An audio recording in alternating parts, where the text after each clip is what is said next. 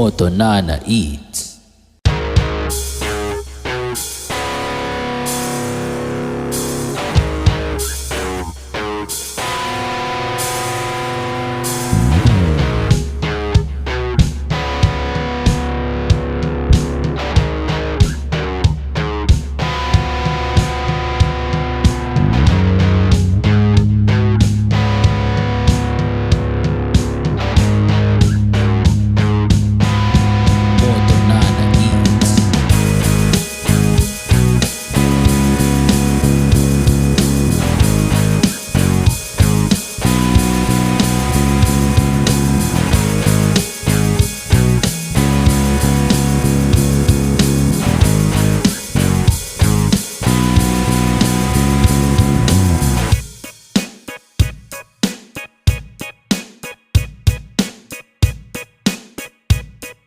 So, ito yung parang overloaded fries siguro nila.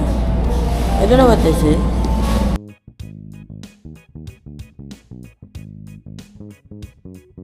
Mga kanamnams yung caramelized onions nila. It tastes very familiar and smells very good. Ganito mag-adobo yung mami ko. Sarap yan.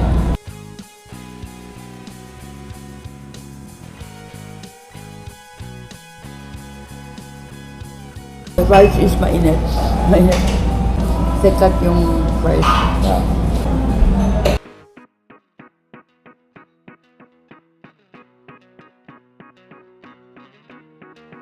Real potatoes. You can taste it, you can see it, you can feel it.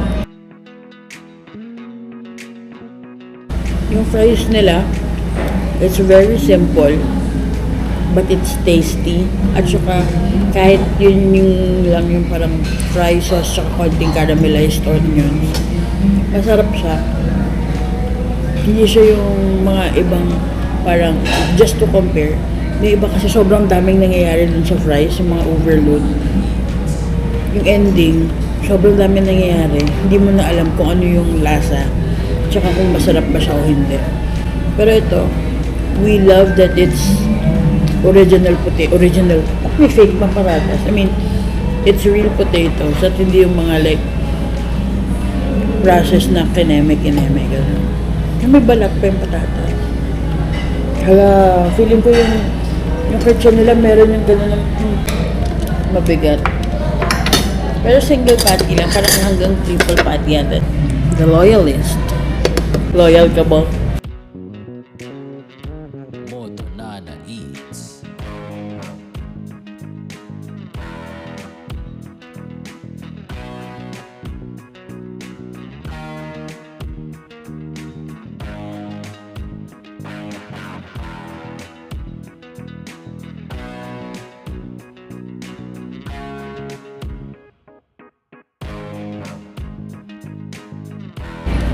Good.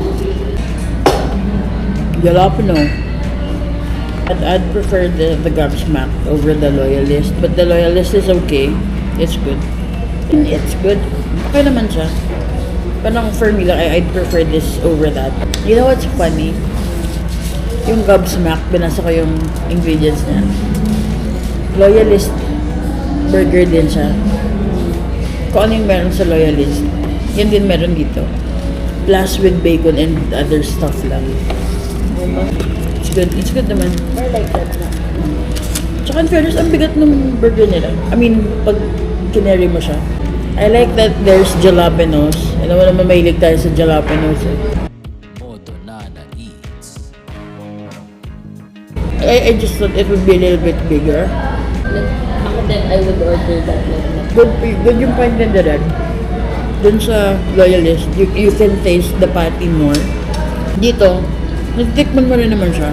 Pero, you taste everything in one bite. Nakakatawa kasi, lately,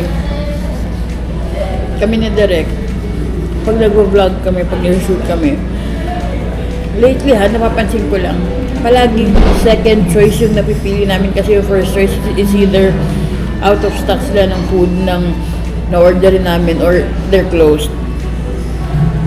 Nakakatawa, pangalawa na to, no? Pangatlo na ganito. Ay, hindi ba available? Hindi naman dapat dito tayo pupunta eh. I mean, wala pa sa list natin na for today dito tayo pupunta. So, but again, 2026, good finds. Moto Nana Eats.